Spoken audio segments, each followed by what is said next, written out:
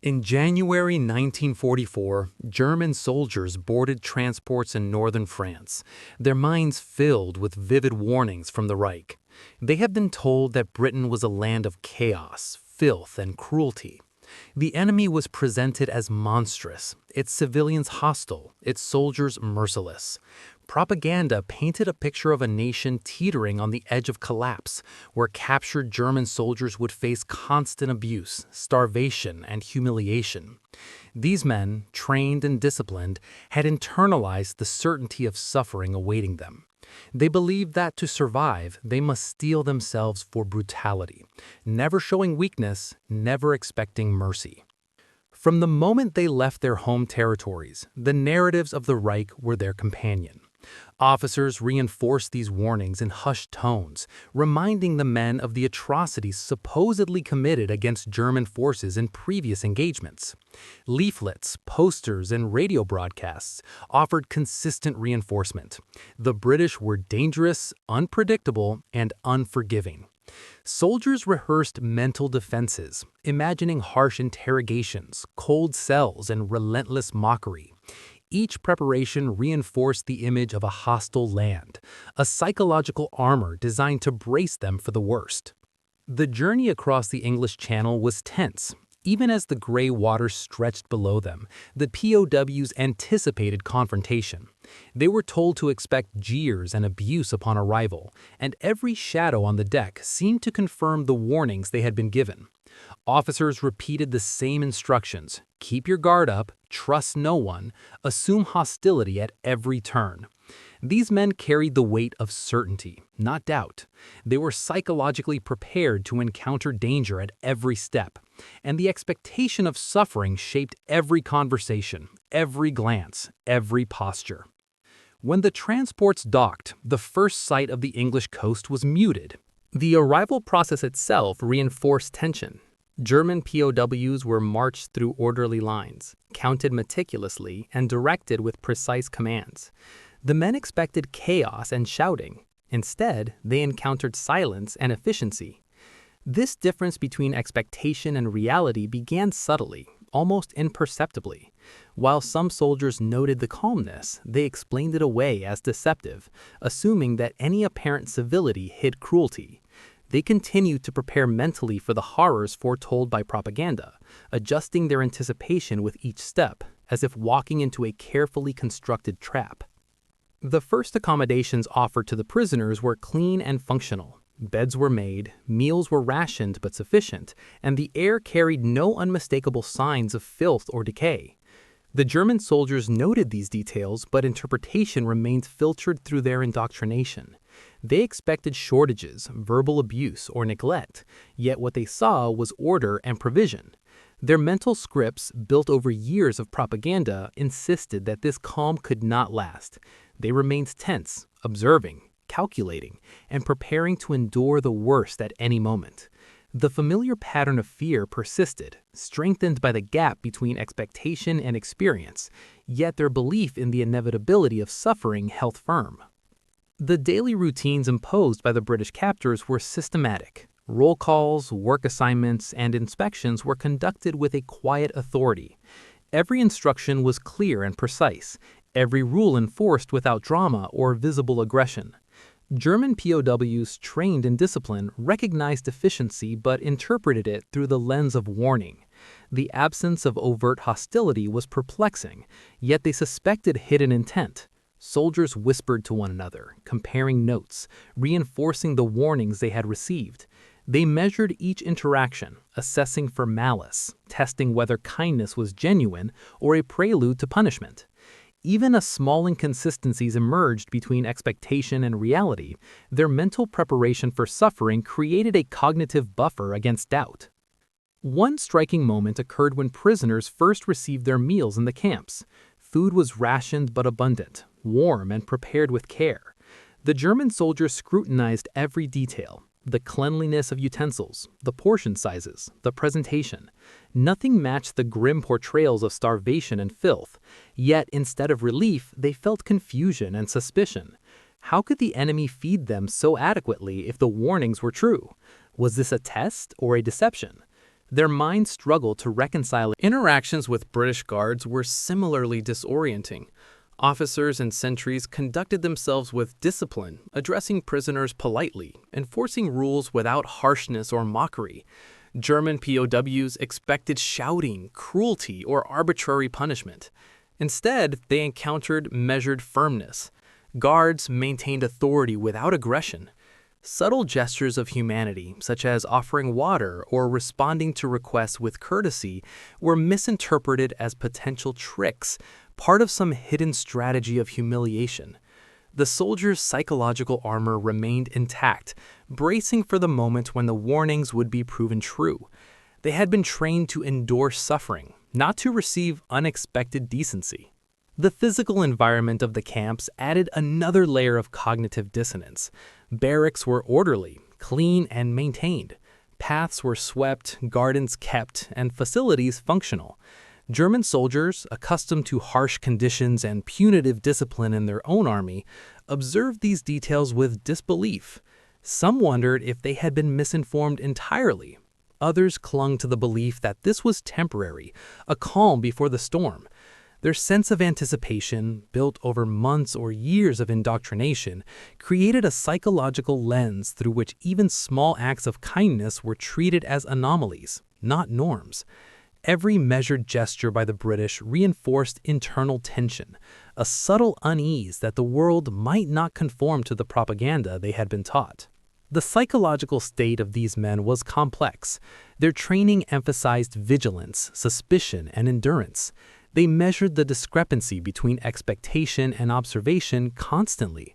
The human mind, steeped in years of preparation for cruelty, struggled to categorize the reality of the camp environment. They were alert, tense, and ready for confrontation, yet confronted only by routine, order, and quiet efficiency. This tension created a slow, creeping uncertainty, though not yet doubt.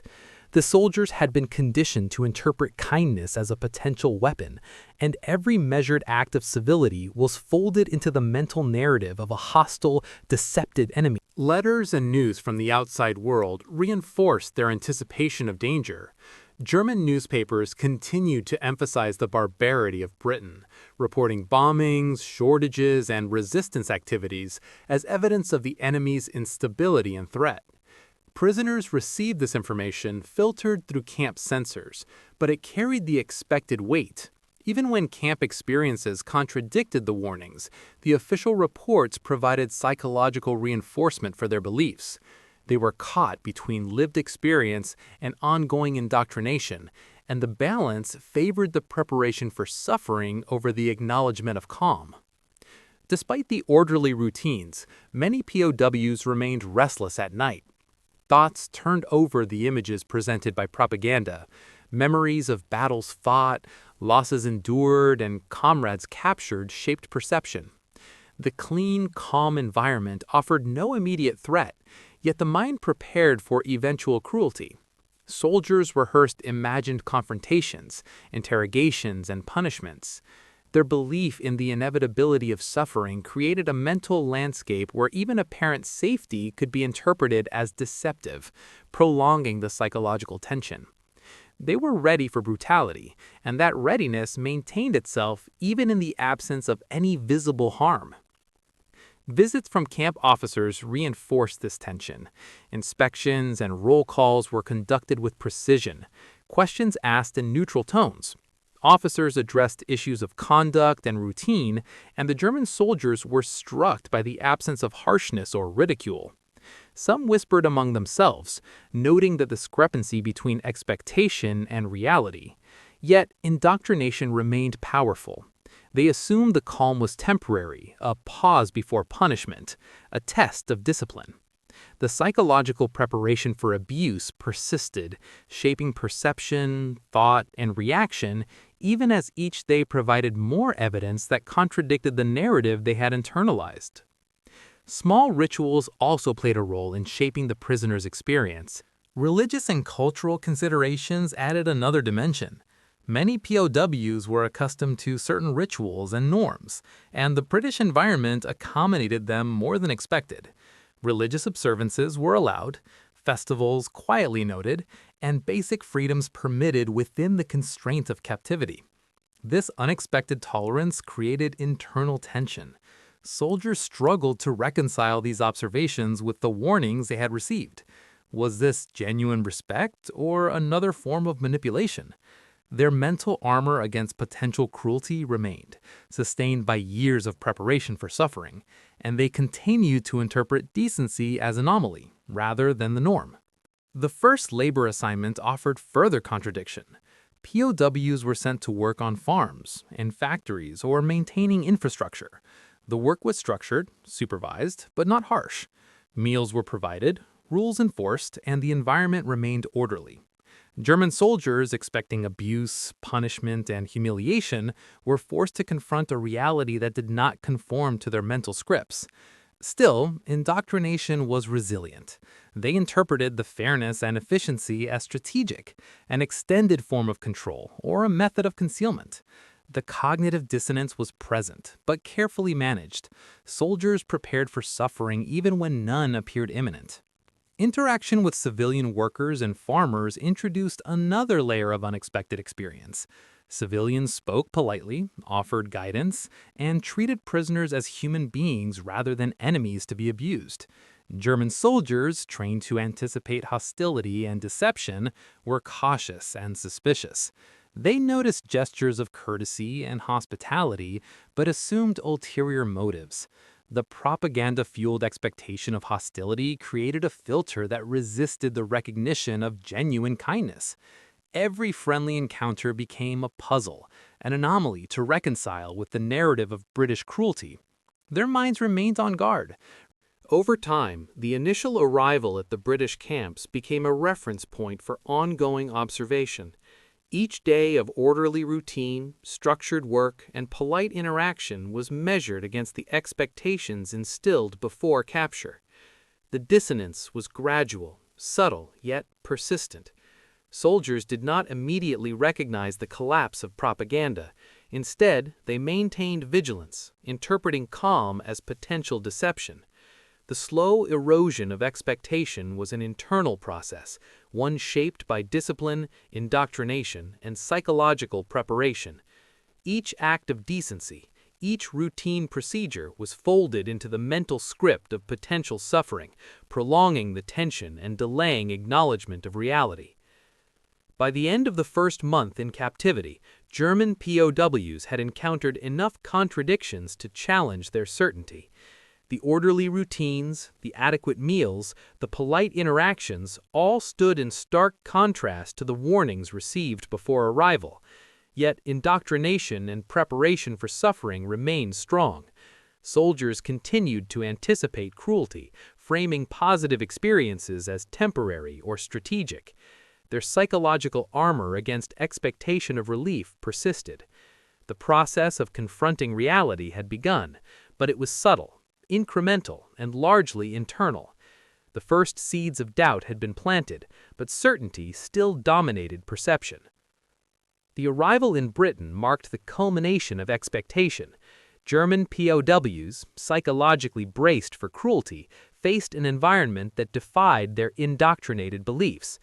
The calm, order, and decency of camp life contrasted sharply with the warnings that had guided their minds for months or years. Yet these men remained alert, cautious, and mentally prepared for eventual suffering. The tension between what they were taught to expect and what they experienced created a unique psychological state: vigilance coupled with subtle confusion, suspicion blended with emerging curiosity. It was the first stage of a slow, profound confrontation between belief and reality, one that would unfold over the coming weeks and months.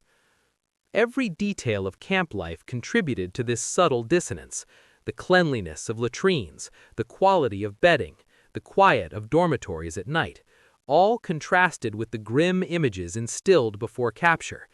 Prisoners noted these discrepancies, but interpretation remained filtered through indoctrination. The mind, trained for suffering, resisted acknowledgement of comfort. The process of adaptation was deliberate and cautious, a careful balance between observation and mental preparation. The tension between expectation and reality defined the initial experience, shaping perception, thought, and behavior. German officers observed the psychological state of their men and reported back to superiors where possible. They described calm routines, adequate provisions, and polite interactions, yet framed these observations with caution. Indoctrination and preparation for suffering shaped reporting, emphasizing potential danger and hidden threat. The discrepancy between reported conditions and anticipated brutality was noted, but the interpretation remained conservative. Officers maintained vigilance, reinforcing mental scripts of anticipated suffering among the men under their command.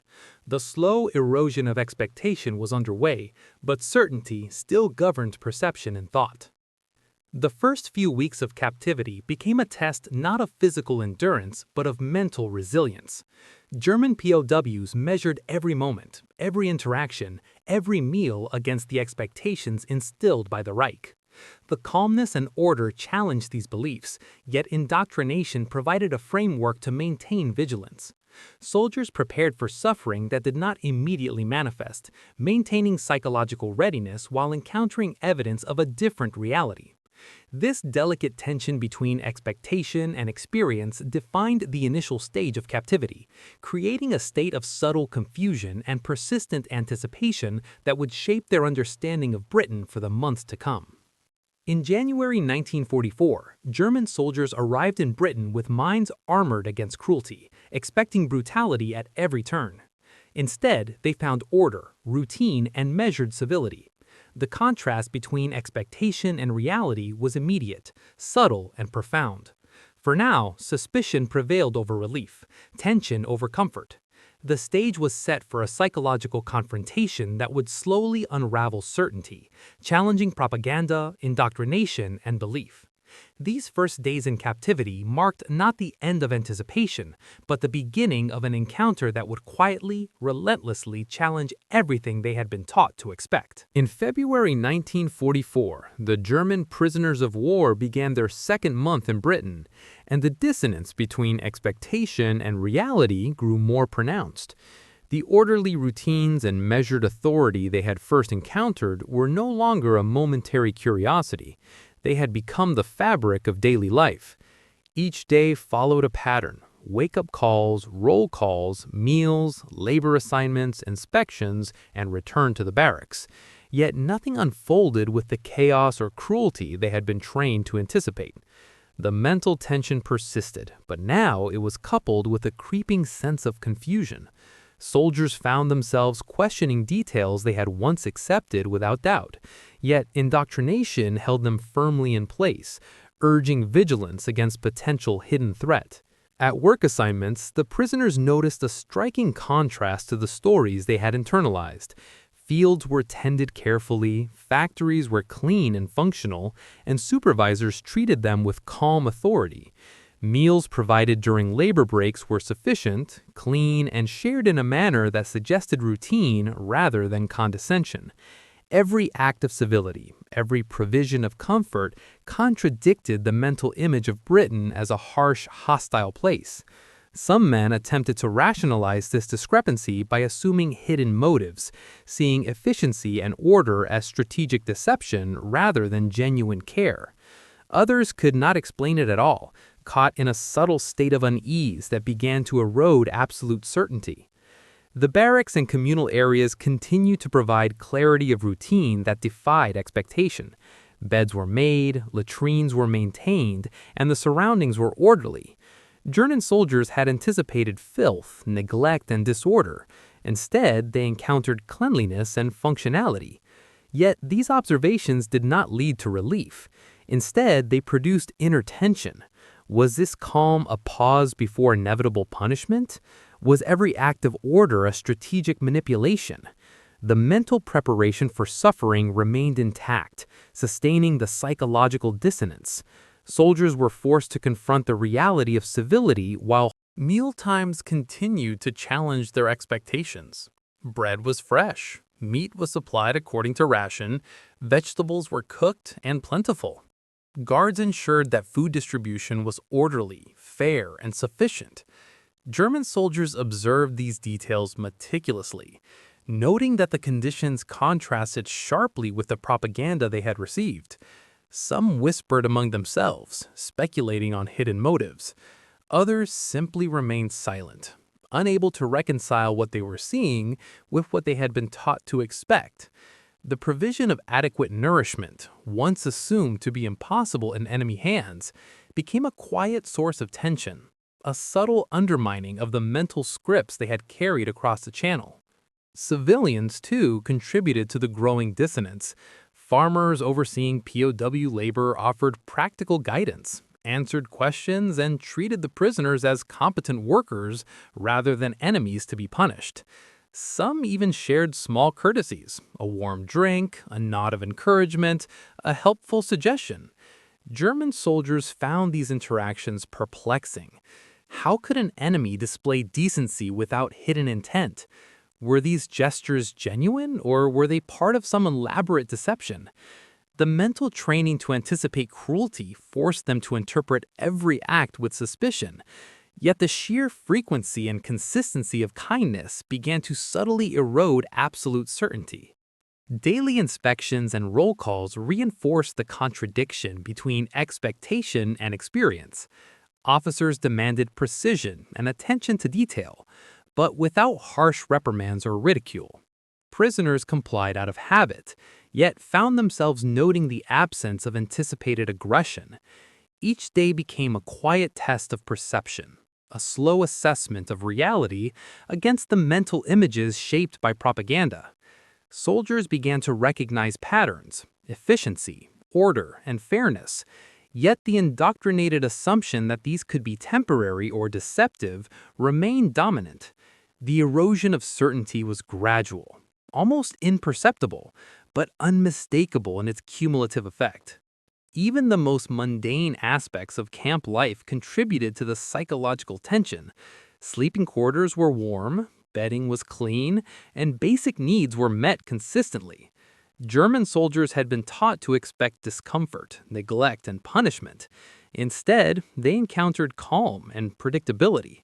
Some men began to question whether the warnings they had internalized were accurate, while others resisted the thought, insisting that vigilance must be maintained.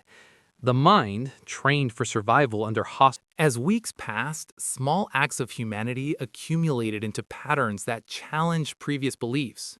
Prisoners observed guards sharing a cigarette, helping a man with a heavy load, or providing advice on how to complete a task more efficiently. Civilians offered assistance without expectation of reward or manipulation. Labor assignments proceeded without arbitrary punishment or harsh criticism. The soldiers' minds cataloged these experiences, yet interpretation remained cautious. Indoctrination maintained a filter through which all evidence of civility was viewed as temporary, conditional, or strategic. The first seeds of doubt had been sown, but certainty and preparation for suffering continued to dominate perception. Even in moments of personal reflection, German POWs struggled to reconcile their expectations with their lived experience. Letters to families, journal entries, and private discussions with fellow prisoners often emphasized compliance and routine while carefully avoiding acknowledgement of comfort or kindness. Indoctrination encouraged continued vigilance, a mental habit that filtered perception. Soldiers measured every day against the warnings they had internalized, mentally rehearsing scenarios of abuse that never came. The slow accumulation of evidence contradicting expectation created a persistent tension, a quiet dissonance that unsettled the mind without offering immediate relief. Religious and cultural practices highlighted the contrast between expectation and reality. Sunday services were permitted, rituals were observed, and the basic freedoms of expression within the camp were respected. German soldiers, accustomed to harsher restrictions, noted these allowances with a mixture of suspicion and confusion. Were these acts genuine respect or carefully managed deception? Indoctrination encouraged caution, reinforcing vigilance against hidden threats. Yet, repeated experiences of tolerance, order, and fairness began to chip away at the absolute certainty of cruelty, slowly introducing ambiguity into long-held beliefs. Interactions with fellow prisoners became a forum of negotiation of perception. Soldiers compared experiences, shared observations, and debated possible motives behind the apparent civility of their captors. Some clung to the belief that the calm and order were temporary or strategic. Others quietly began to recognize patterns inconsistent with the warnings of propaganda. The dialogue reinforced. By the end of February 1944, the German POWs were confronted by a subtle but persistent phenomenon: the erosion of absolute certainty. The calm, orderly, and humane treatment they experienced could no longer be fully explained by temporary measures or strategic deception. Daily routines, adequate nourishment, polite interactions, and measured authority had created a cognitive environment in which propaganda no longer provided a complete framework for understanding. Soldiers remained cautious, vigilant, and mentally prepared for suffering, yet they began to recognize that the reality of British captivity diverged significantly from the narrative they had been taught to expect. The process of psychological adjustment unfolded quietly, internally, and cumulatively. German POWs continued to obey rules, maintain discipline, and anticipate hardship, but the evidence of decency and order could not be entirely dismissed. Moments of civility, efficiency, and fairness began to accumulate into patterns that challenged the foundations of indoctrinated belief. The tension between expectation and experience became a defining feature of daily life, shaping thought, behavior, and perception in ways that were subtle, profound, and unprecedented for these soldiers. This slow internal confrontation with reality marked the beginning of a deeper psychological shock. The prisoners were not yet relieved or joyful. That would have implied the collapse of indoctrination too early. Instead, they experienced confusion, uncertainty, and a persistent inner tension. Their minds, trained to anticipate suffering, struggled to process a world in which the enemy could display humanity without malice. Every detail of daily life contributed to this ongoing reassessment, yet interpretation remained cautious, filtered, and deeply influenced by prior expectations. The psychological landscape of captivity was shifting, but only incrementally. Interactions with British officers and guards reinforced this ambiguity. Supervision was consistent, authoritative, and fair.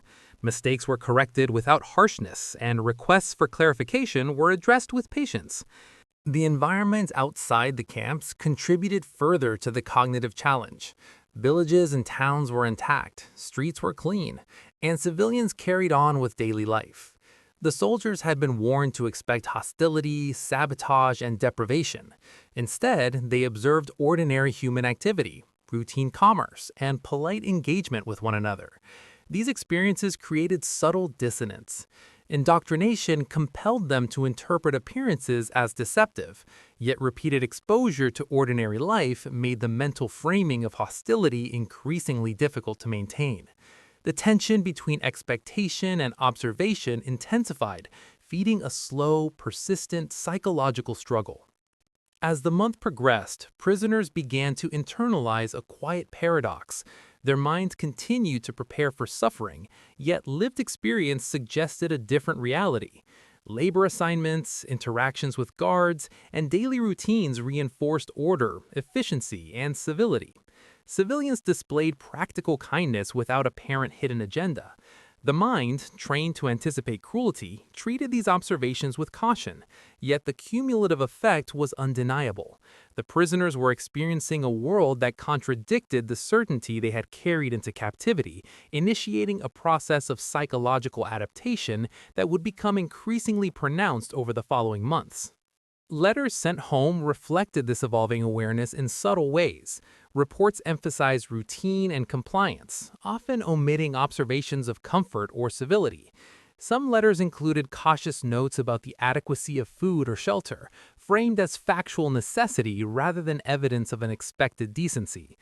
Daily observation continued to erode the narrative provided by propaganda. The prisoners' minds cataloged discrepancies meticulously. Adequate meals, polite interactions, functional barracks, orderly work, and ordinary civilian behavior. Each detail accumulated into a growing awareness that Britain was not the hostile, chaotic, and cruel land they had been taught to expect. Yet, indoctrination remained powerful, framing decency as temporary, strategic, or deceptive. The tension between expectation and reality defined life in captivity, shaping thought, perception, and emotional response with subtle, relentless force. Interactions among prisoners reinforced this ongoing reassessment. Discussions in barracks, shared reflections during work, and quiet observation of guards created a collective recognition of the discrepancy between expectation and reality.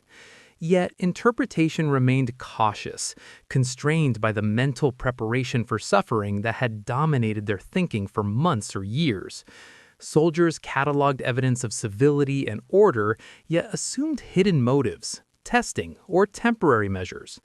The slow erosion of certainty continued, a quiet psychological process that would later culminate in full realization. By the close of February, the German POWs were living in a paradoxical state. They were immersed in a calm, orderly, and humane environment, yet their minds remained anchored to expectations of cruelty and suffering. The early months of captivity had established patterns of daily life that contradicted propaganda, and the subtle accumulation of evidence was beginning to challenge belief. Soldiers experienced confusion, uncertainty, and tension, yet relief was not yet possible. Indoctrination and preparation for suffering maintained a lens of suspicion through which. In March 1944, German prisoners of war reached a critical point in their psychological journey. The calm, orderly environment of British captivity, once perceived as temporary or deceptive, could no longer be dismissed. Months of routine, politeness, and consistent fairness had created a slow but undeniable realization. The reality of life in Britain was fundamentally different from the warnings they had received.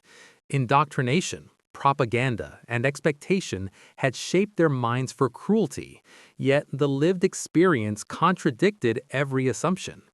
The psychological collapse that followed was quiet, cumulative, and profound, marking the final stage of confrontation between belief and reality.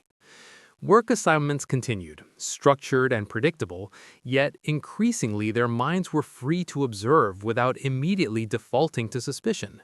Fields were tended carefully, factories operated efficiently, and infrastructure projects proceeded under supervision that emphasized order rather than intimidation. Civilians continued to interact politely, offering guidance and assistance where needed. Soldiers began to notice that these gestures were consistent and not isolated events. The repetition of civility began to erode the interpretive framework built by propaganda, revealing a world that operated according to principles of routine, decency, and practical fairness rather than hostility. Mealtimes reinforced this realization. Bread was fresh, vegetables abundant, and meat provided according to rationing standards. Portions were adequate, utensils clean, and the process efficient. German POWs, initially suspicious of such generosity, began to acknowledge the consistency of care. Observing the same treatment across different camps and different guards, the men could no longer rationalize the experience as a temporary tactic. The cognitive dissonance that had characterized their early days in Britain became more pronounced, shifting from subtle tension to a clear understanding that their assumptions were false. Even daily inspections and roll calls, once interpreted through the lens of potential cruelty, became evidence of a system rooted in Conversations among prisoners reflected this growing awareness. Discussions moved from cautious speculation about hidden motives to direct acknowledgement of discrepancy. Soldiers shared observations of civility, fairness, and regularity, noting that these experiences were consistent across different camps and interactions. Some initially resisted the implications, attributing the patterns to strategy or temporary measure. Others quietly began to accept that the warnings they had internalized were exaggerated, if not entirely false. The process of shared reflection facilitated a gradual collective recognition of reality, reinforcing individual awareness. Religious and cultural allowances further highlighted the contrast with prior expectations. Sunday services, respectful observation of rituals, and accommodations for dietary or spiritual needs were consistent and genuine. The prisoners, initially suspicious, began to understand that these allowances reflected respect rather than manipulation. Over time, the repetition of these gestures contributed to the gradual dismantling of indoctrinated belief. Soldiers could see patterns emerging that were incompatible with the narrative of cruelty and hostility, forcing a reevaluation of their understanding of the enemy and the environment in which they lived. Letters to family and private journals reflected a nuanced, evolving perspective. Reports emphasized routine, compliance, and adaptation, with subtle acknowledgement of decency and order. Soldiers wrote cautiously, mindful of propaganda and security, yet hints of recognition appeared.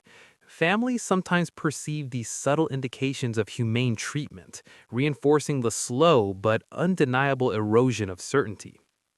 Prisoners began to express observations that were factual rather than filtered through the lens of expectation, signaling an internal shift in perception. The process of psychological collapse was not dramatic. There were no sudden revelations or moments of emotional release. Instead, it unfolded incrementally as repeated experience. Labor assignments illustrated the breakdown of expectation vividly. Tasks were supervised efficiently, without harsh correction or humiliation. Mistakes were corrected with instruction, not aggression. Civilians offered guidance, and the prisoners' contributions were valued and relied upon. The repetition of this experience demonstrated that British authorities and civilians operated on principles of efficiency, fairness, and practical cooperation rather than cruelty or malice. Soldiers could no longer dismiss these observations as anomalies or temporary deception. The cognitive dissonance that had sustained suspicion and preparation for suffering gradually collapsed under the weight of consistent evidence. The culmination of this realization was subtle yet profound. German soldiers began to recognize that the psychological framework imposed by the Reich, expecting cruelty, anticipating humiliation, and preparing for relentless suffering, was not matched by their lived experience. The tension that had dominated thought and behavior began to relax, replaced by an analytical understanding of reality. POWs adjusted expectations, recalibrated perceptions, and began to observe without the constant filter of indoctrination. This shift was not equivalent to joy or relief. It was an acknowledgement of discrepancy, an acceptance that prior belief had been incomplete or misleading. Historical records and post-war memoirs confirmed the long-term impact of this psychological collapse. Prisoners reflected on the dissonance between expectation and reality, noting that the experience reshaped their understanding of human behavior, discipline, and authority. Memoirs highlight that the recognition of humane treatment, consistency, and order challenged their previously unquestioned assumptions. For many, this experience became a defining moment, illustrating how deeply propaganda could influence perception and how fragile certainty can be when confronted with consistent evidence to the contrary. The collapse of belief also had broader implications. German officers observed that the morale of prisoners was not eroded by fear of cruelty, but rather challenged by the recognition of a reality at odds with indoctrination. The mental engagement of POWs shifted from anticipation of suffering to critical observation of environment and behavior. This shift affected labor efficiency, interaction with guards, and adaptation to camp life. The psychological consequences extended beyond individual perception, influencing collective behavior and the dynamics of captivity. The erosion of propaganda-based certainty had lasting consequences for the prisoners themselves. Soldiers recognized that their mental preparation for cruelty had shaped every prior observation, framing decency as anomaly and kindness as potential strategy. Confronted with consistent evidence to the contrary, they experienced a collapse of expectation, a quiet, reflective recognition of dissonance between belief and reality. This realization fostered a deeper understanding of human behavior, resilience, and adaptability, illustrating the profound impact of propaganda on perception and cognition. By the spring of 1944, German POWs had fully confronted the reality of their captivity. Order, decency, and civility were consistent, reliable, and observable in every facet of daily life. Indoctrination and expectation no longer provided an adequate framework for understanding their environment. Soldiers adjusted perception, observation, and interpretation, acknowledging that prior beliefs were incomplete or false. The collapse of certainty was both personal and collective, reshaping understanding of enemy behavior, authority, and human interaction under structured conditions of captivity. The broader historical significance of this collapse is noteworthy. The psychological confrontation between indoctrinated expectation and lived reality illustrates the power of propaganda, the resilience of mental preparation, and the capacity for gradual adaptation. German POWs, conditioned for cruelty. Post-war reflections provide further clarity.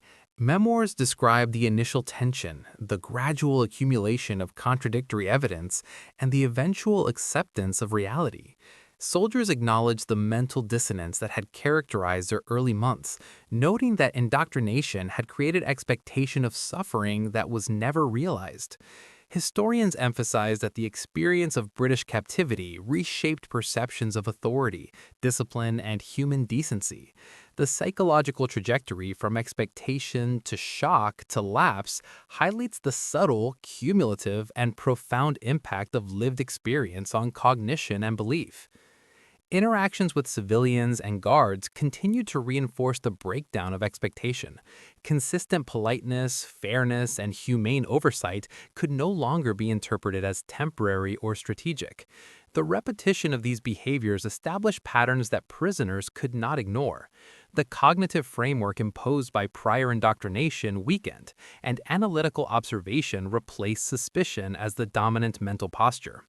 Soldiers began to navigate daily life with recognition of consistency rather than anticipation of cruelty, adjusting behavior and thought to align with the reality they now observed. The realization that Britain did not conform to the warnings of the Reich had a lasting effect on the prisoners' understanding of human behavior. Indoctrination, once absolute, was revealed to be a framework for expectation rather than a reflection of reality. The psychological collapse that ensued allowed for reflection, analysis, and recalibration. Soldiers learned to observe patterns, interpret behavior critically, and navigate a social environment with awareness rather than fear.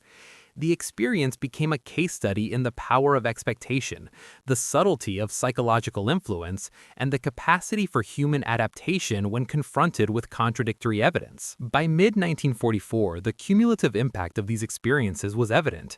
German POWs no longer interpreted everyday occurrences through the lens of expected cruelty. Food, work, interaction with civilians, and oversight by guards were recognized as consistent, reliable, and fundamentally humane. Suspicion remained as a residual habit, yet it was tempered by observation and repeated confirmation. Soldiers had transitioned from psychological readiness for suffering to measured understanding of the environment, completing the slow, quiet process of confronting expectation with reality. In reflecting on this transformation, the significance extends beyond individual perception. The experience of German POWs illustrates how propaganda shapes thought, expectation, and preparedness, and how consistent experience can dismantle entrenched belief. The transition from certainty to shock to recognition provides insight into the interaction between indoctrination and lived reality, highlighting the subtle, cumulative, and transformative power of observation, routine, and consistent human behavior.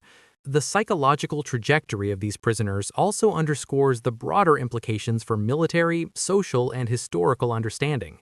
Soldiers conditioned for brutality encountered a system of humane captivity that challenged and reshaped expectation.